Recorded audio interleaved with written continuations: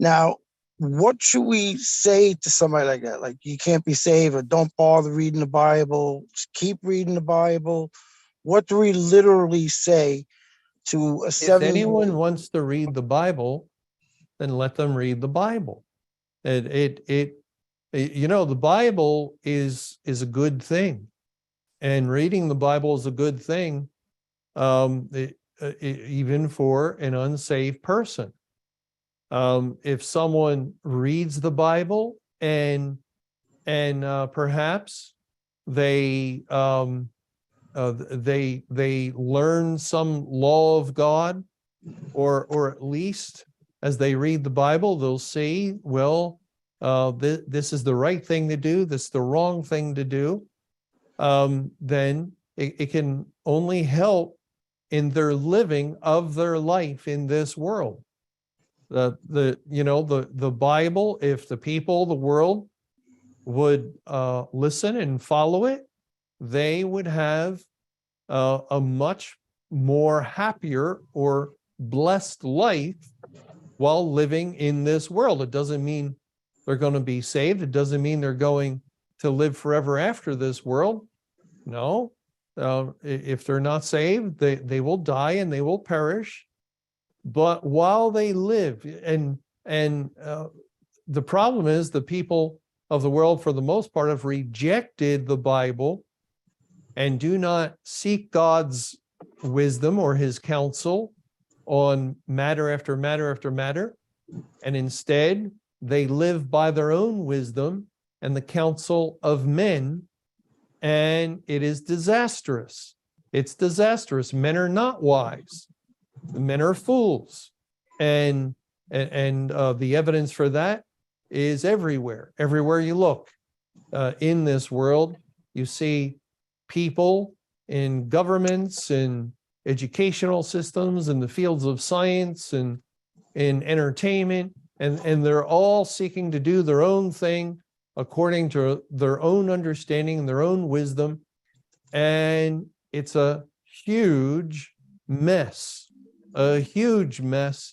whereas it would benefit all of them and the world in general if they just said, well, okay, let's go check the Bible. Let's see what God says about transgenderism. And God says, a man should not put on a woman's garments, or a woman put on a man's garments. He stops it in its tracks right there. Or see what the Bible says about homosexuality, and we just did in Romans chapter 1. And what does the Bible say about marriage? Let's go check the Bible and see, should there be divorce? And right away, you see how the Bible would start repairing all these breaches, all these holes that have developed in the world's lifestyle, all these sinful things that really trouble people of the world. Divorce, it injures both parties who divorce. It injures the children, and yet people know this. They know this, and they love their children, and yet they still divorce. And then they go on and second marriage, and God warns against that or commands against it. It's adultery if you marry a divorced woman, and you should not do that. They enter into a second marriage, more trouble.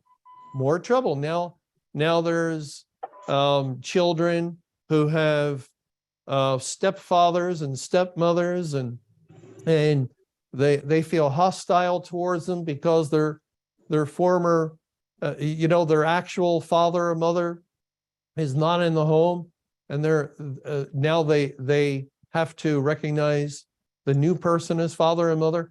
A mess because they don't check the Bible. They don't seek God's wisdom.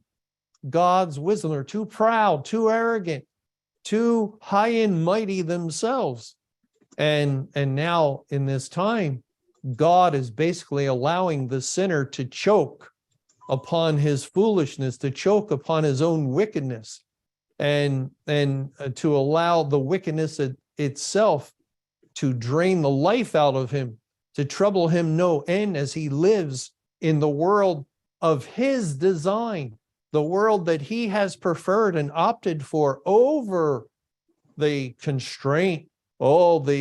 It's too, we can't live according to the Bible. We can't live according to the one who created us. We run from him. All right. And now we see what the world has run to. And it's not a pretty picture. It's a dark, ugly, filthy picture, and it's a fitting picture. It is the world's due.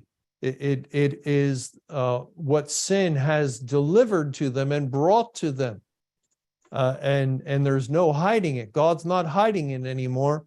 He wants the world to see what they have been lusting after in their lives all their days, as they have sought to move away from him and move away towards, that satisfying that dark thing within them.